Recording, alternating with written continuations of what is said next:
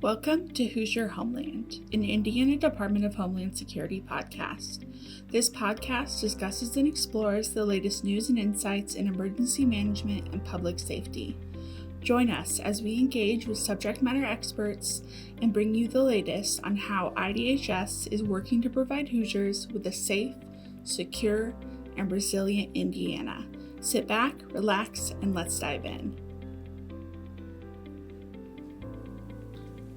Imagine this: dark clouds rolling in, the sky turning an eerie green, and the wind picking up speed. You hear the distant rumble of thunder, and in a matter of minutes, the storm is upon you. Trees bending, rain hammering, and the air thick with uncertainty. This was the reality for thousands of Hoosiers during this past storm season. Today, as part of National Preparedness Month, we're sitting down with Allison Curry, the Indiana Natural Hazards Program Manager, to reflect on the lessons learned from this season's storm. What can we do to be better prepared for the next one? Are these severe storms the new normal? And how can we as a community protect ourselves and our families against future risk? Join us as we dig deep into the storms that shaped our summer and find out how we can weather whatever comes next. Please introduce yourself and tell us a bit about what you do here at IDHS. Yeah, my name is Allison Curry. I'm the Natural Hazards Planning Manager, and I also work in our State Emergency Operations Center as the Planning Section Chief. So day to day, I do natural hazards focus, the earthquake program, as well as any kind of flood, severe weather focused topics. But then, of course, if we activate for any incidents or disasters, I'll work in the state EOC and respond in that fashion. What happens in the EOC on a typical? So if we activate, typically there has been something that's occurred across our state impacting some of our local counties, whether that be severe weather, any kind of technological response, or any issue rising the need for a state request for assistance. So we will make sure that we're monitoring situational awareness, make sure we provide resources to the counties to make sure that we fulfill any requests that they may have. Can you give us an overview of this past storm season in Indiana? What were some of the most significant storms and their impacts? For this past storm season, we've had a very busy spring and summer. We have had a significant amount of tornadoes in our state this year. As of late summer, we were up to about 49 tornadoes that we've seen across the state this year, making that third most tornadoes on record for Indiana. And then coupled with last year's high record number of tornadoes, that puts us up to a second year record of 103 tornadoes, which is a substantial number. Do you anticipate this trend of more frequent or severe storms continuing in the coming years? Unfortunately, yes. We are seeing more severe weather as each decade continues to evolve. Year to year, some of those weather events may fluctuate. However, as far as a trend over the past decade, we are seeing more of those billion-dollar disasters nationally. And majority of those are tied to weather and climate type disasters. I'm wondering, from your perspective, what role does climate change play in the increased storm activity we've seen in Indiana? So climate's the driving force of weather. So of course, as we see shifts to the global change of our synoptic level fronts, the different types of global disasters that we're having, all of these will impact down to our local level of weather. How can local governments and communities improve their storm preparedness efforts?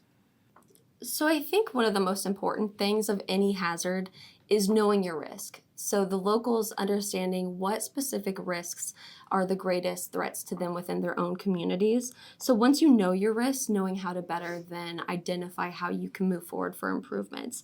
I think making sure you know your neighbor, know your partners, of course ahead of time, because your neighbors and your surrounding counties and likewise, state counterparts are going to be the first ones to then provide assistance or step up in a time of need or disaster. And I think also increased training. So really pushing the importance of the CERT program and community emergency response training locally and across the state, looking into potentially what resources are available, whether that's through the National Weather Service resources page, whether that's through IDHS getprepared.in.gov resources that we have available on our site. I think knowing what training that and resources and graphics are already out there can help those local governments. What are some of the most common mistakes people make when preparing for severe storms? So I'd say that any step that people are taking to try to prepare is a step in the right direction. However, I do see that we tend to let our guard down when it comes to late summer and fall events. A lot of individuals know that springtime is severe weather season. But what we're seeing now is there is still significant or widespread thunderstorm activity that creates damage and puts threat to Hoosiers' lives that are occurring in October, November, December. So later than that seasonal trend that we've traditionally seen. So making sure that our preparedness and our situational awareness of potentially high hazard days are still maintained in that later time frame.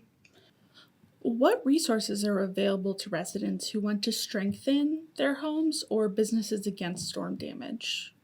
So flying debris and falling objects are typically the number one killer in a severe storm incident. There are some resources potentially to look into, whether that is safe room programs, there are grant opportunities, whether via state emergency management or through the federal emergency management grants opportunities to assist in safe room construction. That's one avenue. There are also investments in window protection seals, like for active shooter or bulletproof glassing. Those also will serve purposes for flying debris in a tornado. What mitigation efforts are currently in place to reduce storm damage, and are there any new projects in the works? Yeah, so definitely better working with our other partners, again, National Weather Service, Department of Natural Resources, etc., to better serve our customers. A lot of us have similar goals as far as how can we better prepare the Hoosiers in our state? How can we keep our citizens safe in a natural disaster? And are we reaching all of our citizens? Are we hitting all of our customer base? I think we've realized in recent years we're not. So potentially coming up with bilingual products, additional resources, translation services, or potential resources for the deaf and hard of hearing community. There's a lot more that can be done, and there are steps being taken with our partners to, again, identify where those gaps are so that we can continue to improve and fill them. One mitigation effort that I do want to mention and bring up is the potential project that working with the state climatologist and National Weather Service and our county EMA directors to enhance Indiana's Mesonet station. So the Mesonet are weather monitoring stations that would be set up across the state, ideally one per county. So as we have weather events and they move across our state, these stations would be interlinked and be able to give us in real reporting of what the weather conditions were as they moved across the state.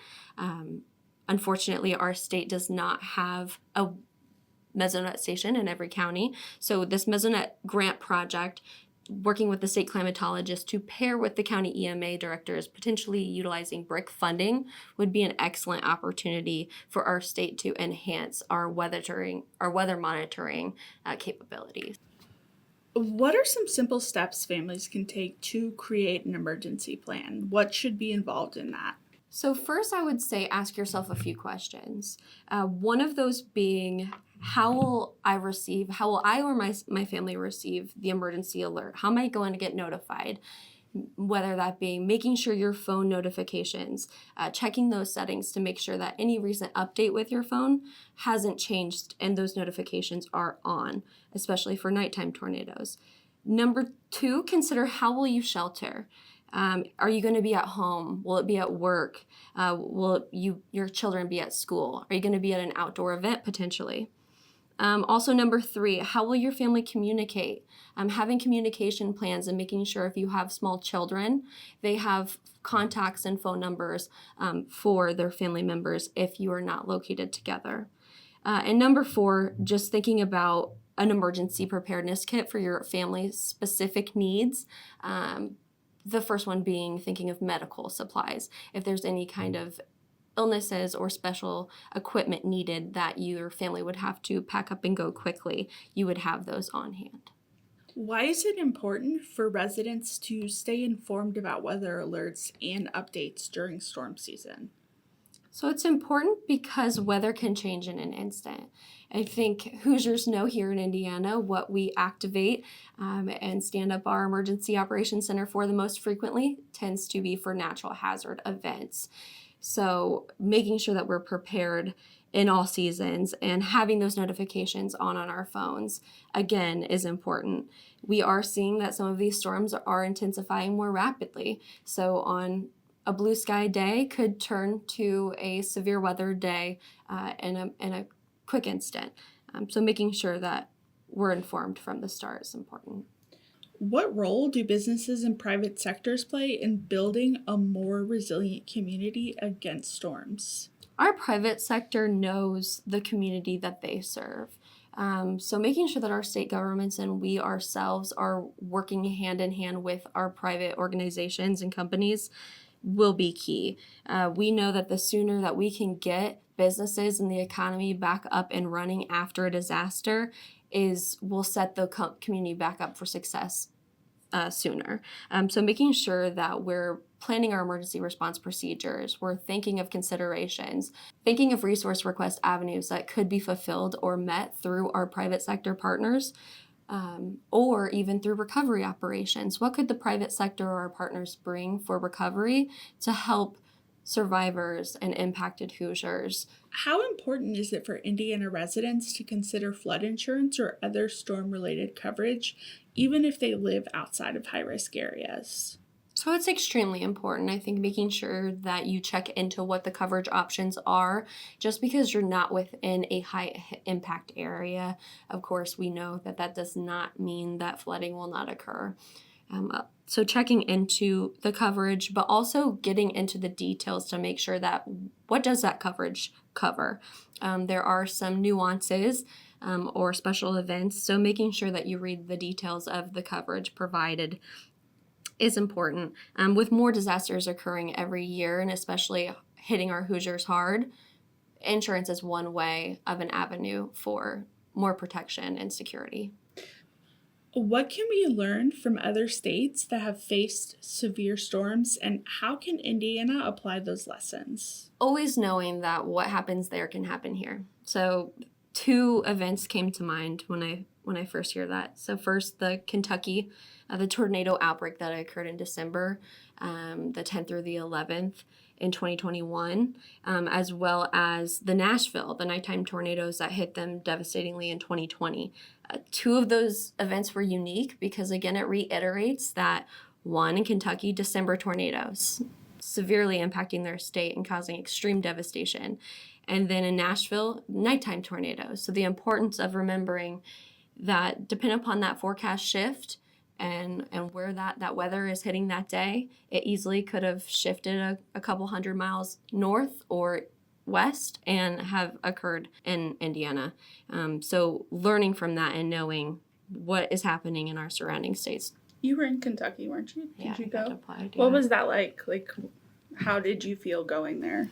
So I was deployed to Kentucky for their landslides, mudslides, tornadoes activation in 2022 in August. That was very eye-opening because not only did I get to work side by side with my counterparts, doing what we do in the state of EOC here in Indiana, but doing it in Kentucky, but seeing the geography and the specific impacts that make each community in Kentucky unique. Mm-hmm. We have similar tendencies and trends here in Indiana, nuances to learn from.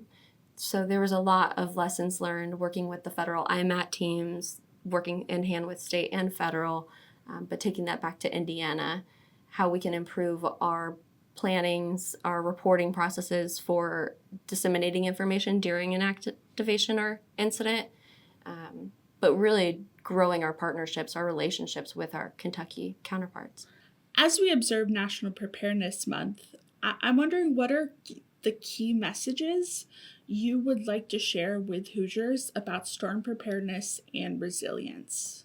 So as Hoosiers, again, we know that severe weather is likely. It's going to happen. We will be impacted by severe weather here in Indiana. So making sure that we have all of the resources that we have, setting our notifications on our phones, taking the easy few steps that we can ahead of the severe weather days will make us better prepared when we have those days.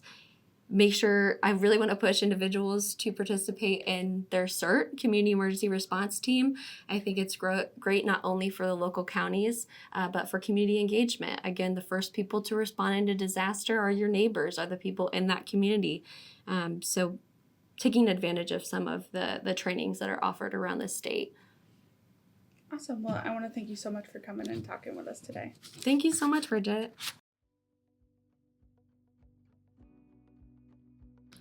That wraps up our conversation with Allison Curry, the Indiana Natural Hazards Program Manager.